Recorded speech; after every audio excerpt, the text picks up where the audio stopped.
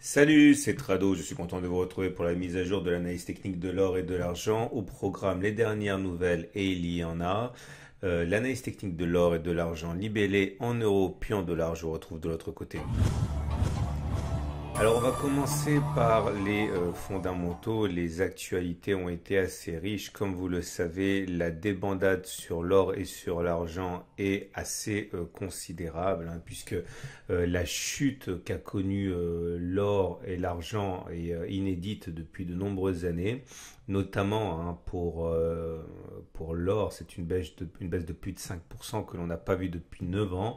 Et pour l'argent, c'est une baisse de plus de 13% qu'on n'a pas vu, je vous montrerai un petit peu plus tard, depuis la faillite de Lehman Brothers, hein, puisqu'on a besoin de près de 13% aujourd'hui. La première des choses qui me vient à l'esprit, c'est ce que je disais dans la toute dernière vidéo qui était qu'il fallait s'attendre à ce qu'il y ait des baisses considérables de l'or et de l'argent. C'est toujours ainsi que ça se passe. Des consolidations de 5, 10, 15, 20% sont légion lorsque l'on investit dans l'or et dans l'argent. Il faut en savoir en tirer parti si on a des convictions haussières sur l'or et sur l'argent. Et je disais également qu'il fallait impérativement, c'était dans la toute dernière vidéo, il faut que vous preniez le temps de la regarder si vous ne l'avez pas vue.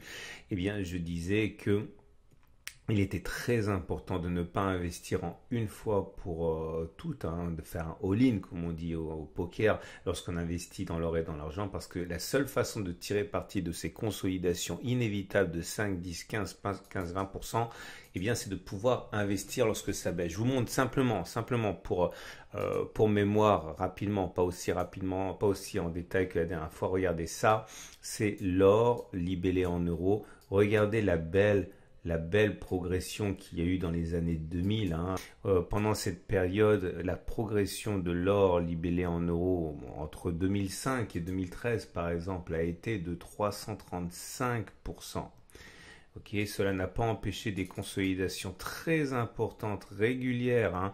Regardez ici, c'était en 2006, l'or a perdu 21%. En 2008, l'or a perdu 20%. En 2009, l'or a perdu 20%. En 2010, l'or a perdu 16%, etc. Sans mentionner hein, la grande baisse qu'il y a eu à partir de 2012, puisqu'en 2012, par rapport au sommet, en comparaison avec 2014, on a perdu 40% quasiment. Et à chaque fois, on est reparti de l'avant. Donc, c'est la raison principale pour laquelle j'encourage toujours ceux qui ont un biais positif sur l'or et sur l'argent à investir de manière fractionnelle, toujours. Voilà où on en est pour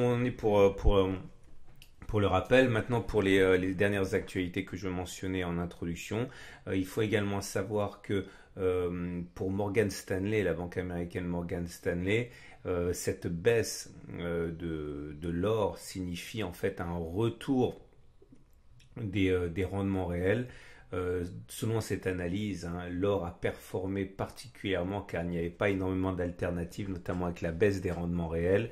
Et pour la banque américaine, le fait que le mouvement se soit soudainement inversé pour l'or pourrait vouloir dire que les rendements réels vont repartir à la hausse, notamment, disent-ils, à cause d'une augmentation des taux d'intérêt américains qui pourrait, pour un taux d'inflation donné, améliorer donc les rendements réels procurés. À noter également que les spécialistes hein, de l'or et de l'argent considèrent que cette baisse du jour est due essentiellement au fait qu'il y a un consensus pour le retour de l'appétit pour le risque, hein, c'est-à-dire que l'or qui a bénéficié en partie des craintes liées au coronavirus, des craintes liées à l'économie, eh bien pâtit aujourd'hui du fait qu'il y a un consensus pour dire que la prise de risque vaut la peine d'être tentée maintenant et que les craintes liées au Covid et à l'économie sont peut-être maintenant exagérées. Ce n'est que l'opinion consensuelle du moment. Alors voilà où on en est pour l'or libellé en euros. Comme vous pouvez le voir, Et c'est le plus important. La tendance de fond est toujours haussière puisque nous sommes avec une moyenne mobile à 50 jours qui monte. Par contre, la tendance de plus court terme est cassée. Elle n'est plus haussière puisqu'on a clôturé en dessous. On est en tendance neutre. Attention, la moyenne mobile à 20 jours n'est pas descendante. Elle est toujours montante. Par contre, on clôture en dessous. Donc, ça veut dire que la tendance au regard de cette moyenne mobile à plus court terme est neutre.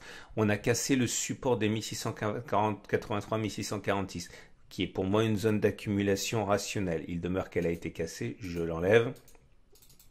On est d'ores et déjà sur un autre support qui fait pour moi l'objet d'une zone d'accumulation rationnelle, c'est la zone des 1633, 1614. Depuis les plus hauts, on a perdu l'équivalent de 7,8%. On revient finalement au niveau du 24 juillet 2020 et rien que sur la séance du 11 août, on est à moins 6%. Donc on est bien sur une zone d'accumulation rationnelle pour moi, mais encore une fois, des zones d'accumulation rationnelle, il y en a plusieurs. Il y en a encore ici, encore là et ainsi de suite. Pour moi, ce sont simplement des prétextes pour investir davantage. On passe à l'or, mais cette fois-ci libellé en dollars. Et la sanction est équivalente, j'ai envie de dire. On a une première zone de support majeure qui a été cassée ici à 1980-1939. On est déjà sur la suivante à 1910-1912. Tout cela milite dans le sens, pour moi, d'une accumulation par petite quantité. On enlève ce support. La tendance, elle est toujours haussière en ce qui concerne la tendance de fond, puisque nous sommes au-dessus d'une moyenne mobile à 50 jours qui monte. Par contre, la tendance à plus court terme donnée par la moyenne mobile à 20 jours est neutre, puisqu'on est en dessous d'une moyenne mobile à 20 jours qui monte. On regarde ce qui se passe, c'est mon partenaire au coffre.com. Et ceux qui désirent obtenir de l'or par gramme, pour notamment ceux qui veulent accumuler régulièrement par petite quantité, vous pouvez vous procurer 1 gramme d'or pur au prix de 61,55 €.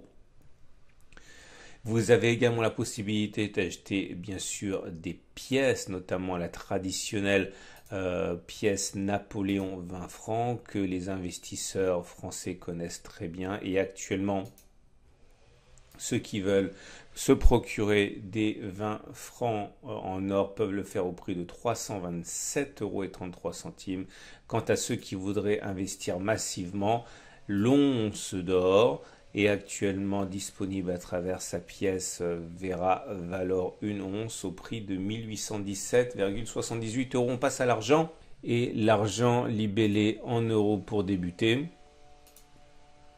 Et voilà où nous en sommes. Nous sommes forcément passés au travers du premier support ici, celui des 21,22,3 qui a fait pour moi l'objet d'une zone d'accumulation rationnelle. Je l'enlève. Voilà, on l'a cassé. Vous remarquerez que fort étrangement, nous sommes toujours en tendance fortement haussière avec une M20 qui monte et une quand même 50 qui monte. C'est normal compte tenu de la progression significative que l'on a eu avant. Le prochain support, il est à 20,1, 19,10. Il ne m'étonnerait absolument pas que l'on y aille, puisqu'on a traversé le précédent support. C'est-à-dire que si les cours perdent entre 5% et encore 10%, c'est quelque chose qui m'intéressera pour accumuler. Regardez pour terminer l'argent en dollars dans une configuration voisine avec une tendance qui est toujours haussière. On a cassé le support majeur des 25,626,2 qui a fait pour moi l'objet d'une zone d'accumulation rationnelle. La prochaine zone d'accumulation rationnelle est à 22,3, 23,3, c'est-à-dire que si on perd encore entre 6,7% et 10%, je renforcerai encore. Je vous montre la fameuse séance que je mentionnais tout à l'heure en introduction, donc lors de la faillite de Lehman Brothers. Voilà, ça c'est la bougie la plus forte de baisse que l'on ait connue récemment, avec une baisse de 17,5% sur une séance. Regardez par ailleurs ce qui s'est passé par la suite. Ok, c'est-à-dire que si on panique à l'idée d'avoir des évolutions telles que celle-ci, sachez que après avoir perdu 17,6% et même encore après avoir perdu 16% par rapport à cette bougie funeste, finalement l'argent a pris 395%. Okay. Et vous le voyez bien, les consolidations sont légion sur l'or comme sur l'argent et encore plus sur l'argent. Regardez ici, une baisse de 24%, c'était en janvier 2010, une baisse ici de 16%, c'était en janvier 2011. Et puis, bien sûr, hein, des consolidations, en veux-tu, en voilà. Ce qui nous amène donc pour l'instant, je l'ai dit, à la possibilité de perdre encore jusqu'à 10% avant d'atteindre le prochain support. Et on regarde ce qui se passe, c'est mon partenaire au coffre.com. Regardez la séance du 11, hein, c'est 14% de baisse. Et chez mon partenaire au coffre.com, actuellement, vous pouvez trouver des pièces en argent, notamment des Vera Silver, disponibles au prix de 29,90 €. Voilà, je vous souhaite une excellente journée. J'espère avoir relativisé pour vous l'ampleur de la baisse actuelle et son importance. Je ne vous encourage pas à acheter de l'or ni de l'argent. Je vous dis simplement que si vous avez des convictions fortes sur les métaux précieux, ce qui se passe actuellement est inévitable. Il faut savoir en profiter et la seule façon d'en profiter, c'est de ne pas acheter en une seule fois. Voilà. Je vous donne rendez-vous samedi pour la mise à jour.